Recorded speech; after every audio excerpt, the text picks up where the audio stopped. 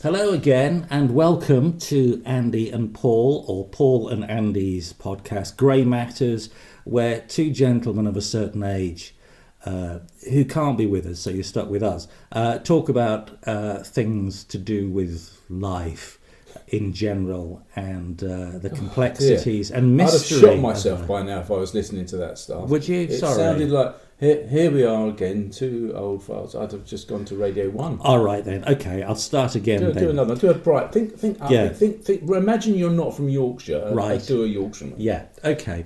Hello, welcome to Andy and Paul's podcast. We call it Grey Matters because it's about talking about the world, life, and things in general. It's not a moan, it's not a whinge, it's just what it is. It's great to have your company. And how are you, Paul, this week? I'm good. A little cold, but I've got very cold feet, largely because I didn't bring my slippers with me. You know when you go to people's houses and you used to visit, and your mum and dad, I don't know if your mum and dad would say, put your slippers in, because you've got to take your shoes off. You can't have your Wellington boots, so put your. I didn't put my slippers in, so I've got cold feet. But we've done a classic, haven't we? We I think the last episode we started talking about my nautical adventures, and then we never talked about it. No, we're good at that. I need to tell you about that. What else do I need to tell you about? Obviously that I love you and I want to have your babies. I don't know if we've generated. The Scrabble enthusiasm throughout the nation for the 74 people that are listening to this. But I love Scrabble. It's a great game. I'm looking forward to some time over Christmas playing some. Now Helen doesn't like Scrabble at all. Right. That's because I'm verbose and garrulous and loquacious. Right. With words. Is that a triple word score? Loquacious would be excellent. If you could get the Q on the but I'm fairly competitive as well, so I play. Yeah, this is why I don't play, because I know myself and I know that I'm competitive. I know I wouldn't be very good at it, and so I know that you would trounce me, and I just end up with a huge resentment. It depends on what you pull. It depends what you pull out of the bag, mate. Because if you pull out the bag, you can do nothing with it. No, so you're at the mercy of the letters in the bag. It's a bit like life. It's what you pull out of the bag. It's what you make of what you pull out of the bag. Yeah, just practicing for my thought for the day. And what you score from what you pull out of life's bag. Right. So let's not push the analogy. No, let's not. Let's not. You're gearing up for Christmas, are you? I know you've already stated that you find it's a bit humbuggery. I like Christmas and I hate it at the same time. I hate all the rushing around and the pressure it puts on people and the commercialisation of Christmas. I hate all that, all the arguments you've heard before. And I don't like the false deadline of people just saying, before Christmas we'll do this. I'm thinking, why before Christmas? It's just a day in the calendar. But I do like the story and I like the spirit of Christmas. I just wish people would live it a bit more rather than just take it from it. The spirit of Christmas. So you're really getting into the happiness and joy of the approach of Christmas then? Well, yeah, I mean, I try. I always try and look for the positive in things. I'm getting better at that. I think we can very easily get bogged down with the negativity of everything these days. So sometimes it's a real effort to see the positive in things, but there usually is. But you've got to find it. As an alcoholic, what will you drink? Well, I have, on my recent trip to Yorkshire, I stopped at the remarkable Gloucester Services, which, have you been there? It's amazing, isn't it? It's like Teletubby land. Yeah, it is, but it's actually quite good in terms of the food. So it's not like a normal service station. No, they do fantastic pies. Stuff that you can actually eat. £8.50. Well, no, it's not that expensive. I got a sandwich, a really nice... It's not Greg's. No, but I got a really nice tuna sweet corn lettuce sandwich, and it was £3.50. And I thought, it's a decent sandwich, and it hadn't been sitting there sweating in a box all day. So I thought, well, happy days. But I went to Gloucester Services and I was looking for a drink, because I think water's a bit dull, to be quite honest with you. And people's obsession with drinking water just drives me a bit nuts. But I didn't fancy orange juice or anything like that. And I saw on the shelf a ginger beer with lemon made by a brewery 0% alcohol, and I bought a little bottle of it, and it was gorgeous. It was really good. It was very good. So, but I drink stuff like lemonade and ginger beer. That's my Christmas kind of tipple. I like ginger beer. Yeah, I like ginger beer, especially if it's really hot. It's got to be gingery. Yeah, fiery. very fiery. Yeah. So yeah. But coming back to your original point, I'm a bit. This is the other thing that annoys me. It's not because I don't drink, but when you don't drink, you see how much drinking is involved at Christmas about everything. Even on the cards. Let's celebrate over Christmas. A picture of a bottle of champagne, and that's fine.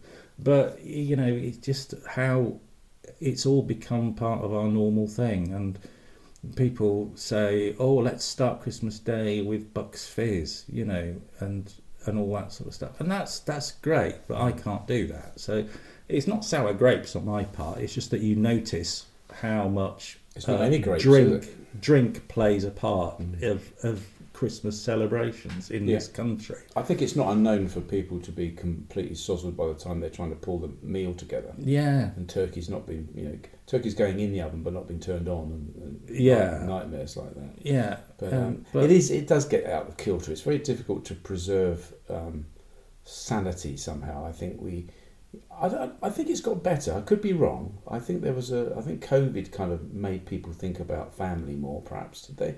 Did it? Yeah, I think so. But then, we've seen the drinking stats for COVID. They've gone up massively. Right.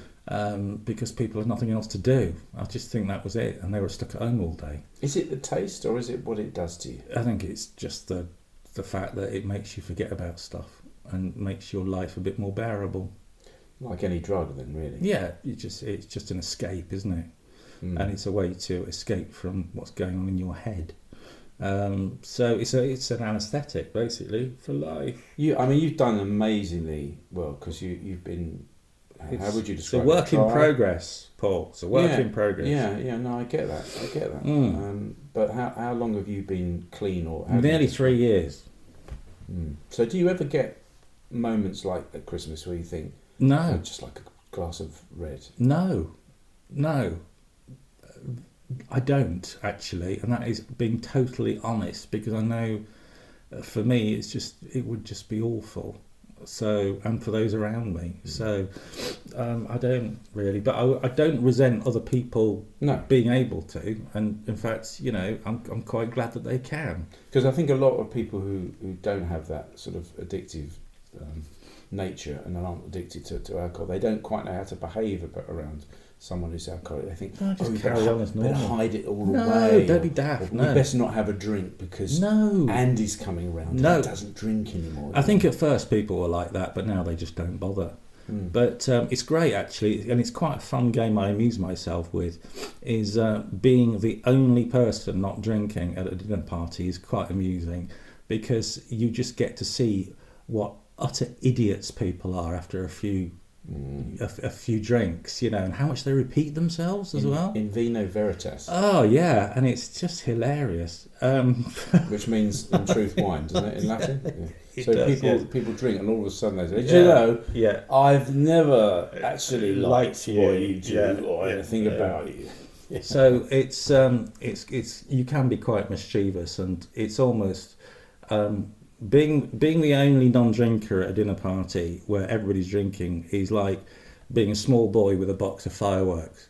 Really? So you just think, I can let any of these off at any time, and it gives you a sense of responsibility, I would say. Well, you say power, I say responsibility, the same thing.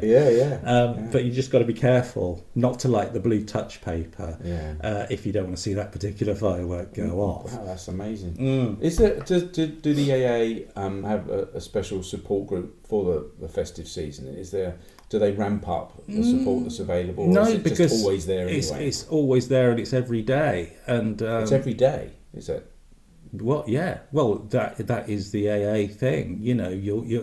The AA philosophy and the way of looking at life is that if you're an alcoholic, you've been given a reprieve from that just for today. Right. because that is keeping it in the moment. Right. So that's it, and because that's all we've got control over, and even that's pretty, there's no guarantee that I wouldn't have a drink tomorrow. I can't say that with my hand on my heart because I don't know what circumstances might manifest or present themselves. I don't intend to, but what I'm saying is, just for today, I am totally alcohol free. Well, it's transformed you, absolutely transformed you. And it saved you, hasn't it? It saved you from death, or it really literally has in your case. And keeping that sort of philosophy is good because it means you just think about today and now, and it makes you appreciate what we're doing now. I'm really appreciating rather than seeing it as a chore or something to get through, for later or something. But just keeping it in the moment, it's a good way of living your life, and it makes you appreciate the moment. I'm glad you're appreciating me. I am. I always do, Paul. I think that's quite touching. But I'm not going to make light of it because it's such a question of life and death, isn't it? And not only the life and death of somebody who is addicted to alcohol, but it's their families, it's their friends, it's the knock-on. That's something that troubles me. I don't appear to have an alcohol addiction, but I do know I like a drink. Yes. And that's a very, very fine line, isn't it? It seems to me, because I don't think I must have a drink tonight. No. But I will get halfway through the week. And certain meals will trigger, pasta, for instance, with a tomato-y sauce always triggers like, let's have a glass of red with it because it will go nicely with it. Mm-hmm. So how do we know when we've crossed the line? You'll know.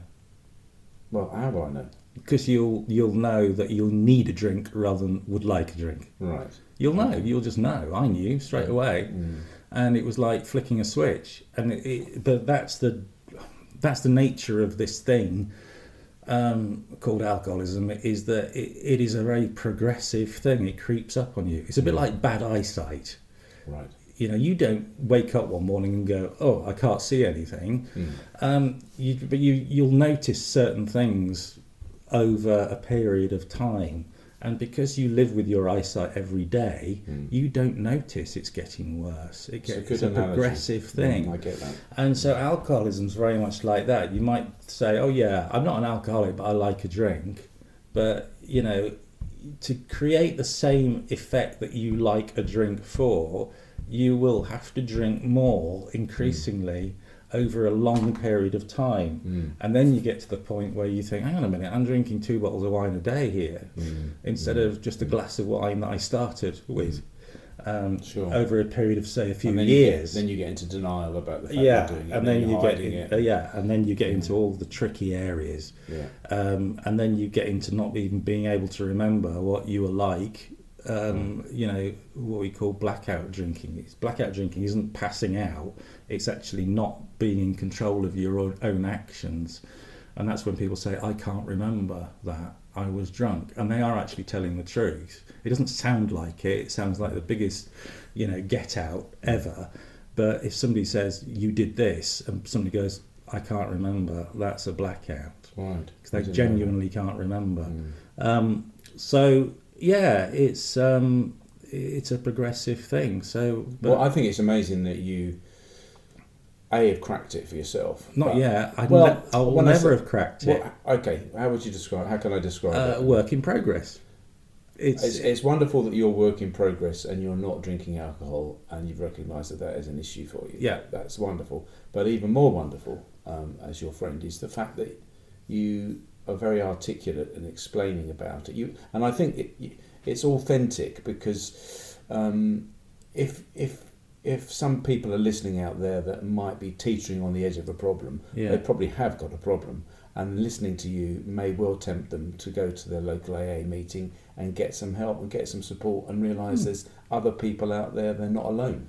Absolutely. And I'm not, because AA doesn't promote itself, I'm not really allowed to say get yourself to a meeting. But if you think you've got a problem, AA is online, find your nearest meeting, go along. You won't have to sign anything. You won't even have to say anything. Just go along and see what you think. It won't cost you anything. So just go along and you'll be made to feel welcome, and you might hear something that may help you. And it's I just remember, actually, while I'm here, you remember me talking about the lady who heard our podcast and decided to come along to the meeting. Yeah. I presented her with a 3-month sobriety chip last night. We give away chips, little coins like this,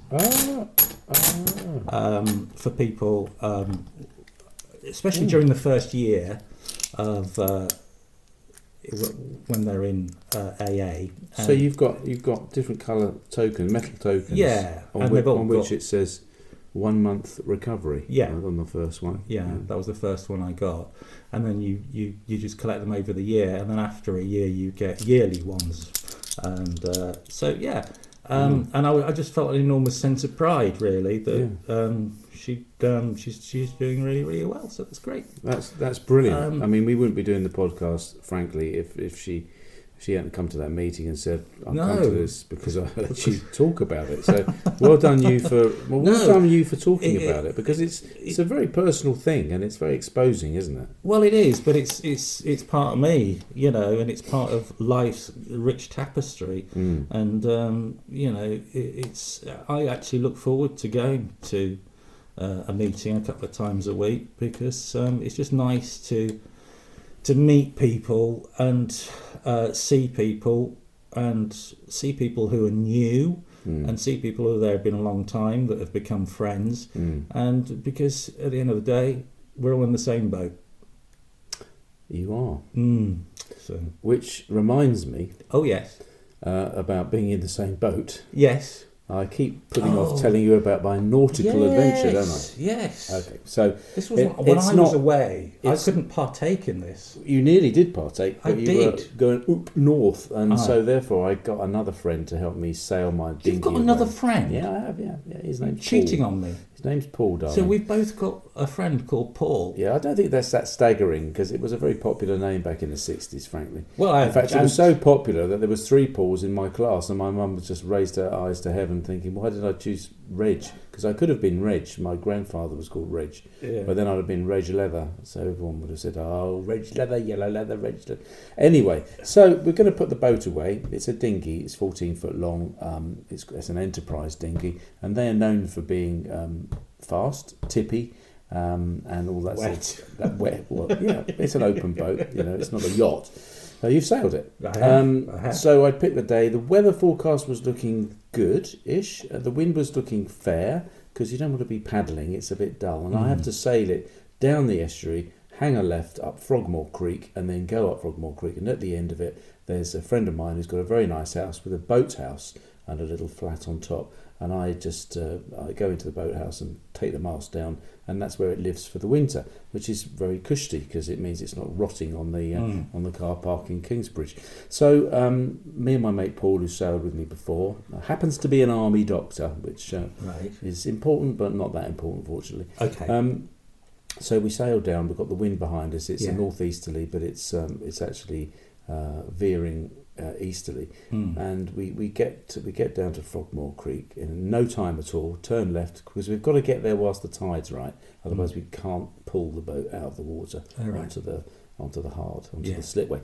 And so we turn left, and of course it's blowing a hoolie all of a sudden down the Frogmore Creek. It must have come up. It was probably a 3 to 4, full 3 to 4, and now it's more than that. It's a 4 to 5 and maybe bigger. So we're beating down, we're tacking backwards and forwards, and it's very tiring. Yeah. And I'm not as young as I used to be. No. And Paul's a bit younger than me, but not much.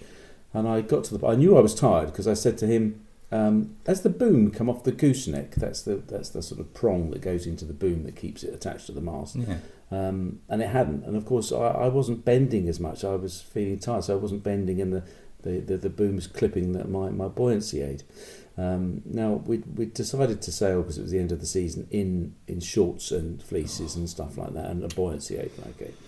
You may see where I'm going with this. Anyway, so we're beating, and sliding around, because by this stage we've been scooping up water in some very sharp tacks, and it was quite slippery on the deck.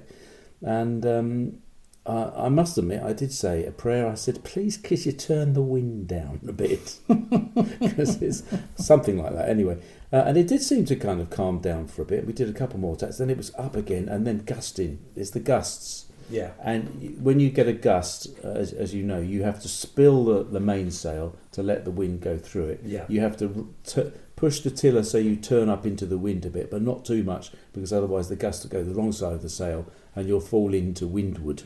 And you don't want to do that. You don't want to fall in. Anyway, all of a sudden, big gust, in we go. And going in isn't a big deal if you're a dinghy sailor, because you should be, you know what to do. Well, you should know what to do. But this is the first time I've capsized in Devon, and I've been here 13 years. So it was a bit of a shock, and it was cold. It was frankly cold, although still warm temperatures by comparisons, about 13, 14 degrees. Yeah. So there we were, me and this army doctor friend Paul and myself, were flailing around thinking, we've got to try and get this upright. And the way you get it upright is to swim round to where the centreboard's poking out the bottom of the boat, and you get on that centreboard, and your weight brings it up into its upright position, right, and then you can get the water out. We could not get that up. I'm 14 stone, and we could not get it upright. So he throws me the one of the sheets from the sails to pull on that. Still couldn't. We're getting cold. We're quite near the shore, but there's not much shore because it's nearly high water. So we decide the seaman-like thing is to swim to the shore with the boat, to push the boat by the shore. We get it on the shore. We get some of the water out. We get it upright. We get the sail down. We're cold. We're looking at each other thinking, this isn't good. There's nobody else around. What do we do? So I phoned the chap whose boathouse it is. Ironically, he's doing his voluntary Coast Watch thing. He's a Coast Watch volunteer. So he's at Prawl Point seeing if anyone's getting into trouble. You couldn't make it up, could you? No. He suggests I phone his wife because she's got the gardener there. I say, well, has the gardener got a boat? And he says, well, no. And I said, well, I don't need to know how to prune my hydrangeas. I need someone with a boat. So I then have another think, and I think, well, we're near Frogmore Creek, Frogmore Marine. I'll find their number and I'll see if there's anyone that can help us there. I had no idea what else to do. I didn't want to call I didn't think about calling the Coast Guard at that point. So anyway, we're trying to keep warm. Phone Frogmore Creek. And would you believe the guy just came in the office? She said, oh, hang on, he's just come back in. So this guy Adrian comes in. He says, yeah, I can help you. I'll be down in a minute. He comes next minute. He comes jetting down in his rib to give us a tow. And the other thing is, all of a sudden my phone goes, and because it was working amazingly. The phone was working. Phone was working. Thank you, Samsung.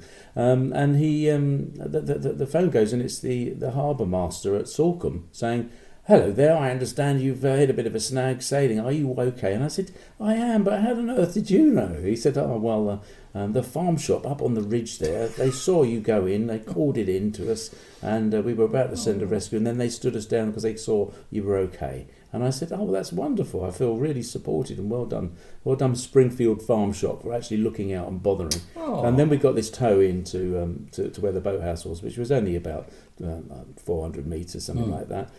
We were cold though because the wind, and we didn't have wetsuits on. Schoolboy error. Yeah. We didn't have wetsuits on, and I think at this time of year I would always put a wetsuit on now because I don't want to be that cold again. No. Fortunately, managed to phone Helen, who brought some dry clothes, and it all ended happily ever after with a cup of tea and a piece of cake. But it was not the right way to finish your season sailing. But I thought I'm a prayerful guy.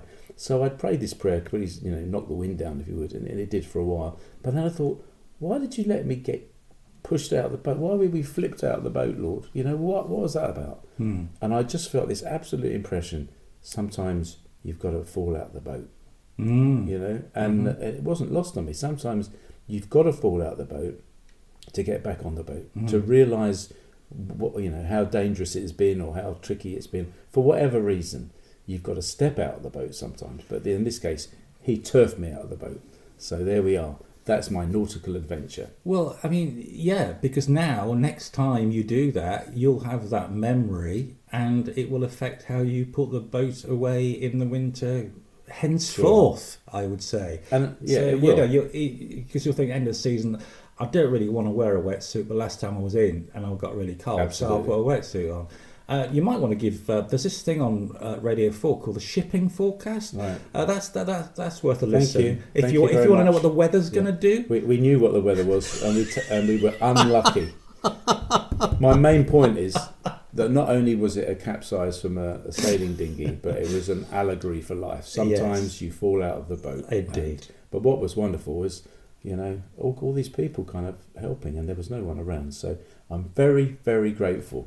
Yeah, well, I'm amazed your phone still worked, and on my phone, you didn't lose anything, which is great, isn't it? Actually, I did. Apart from your pride. No, I lost a bit more than that. Paul had a wet bag which he hadn't done up properly, in which he had sopping clothes, so that was no good. All right. I had a wet bag which I had done up properly, but hadn't attached to the boat in any way. And somewhere in the Kingsbridge Estuary is a black dry bag in which there are a new pair of training shoes, a towel and a pair of shorts. So if anyone sees that, there'll be a handsome reward.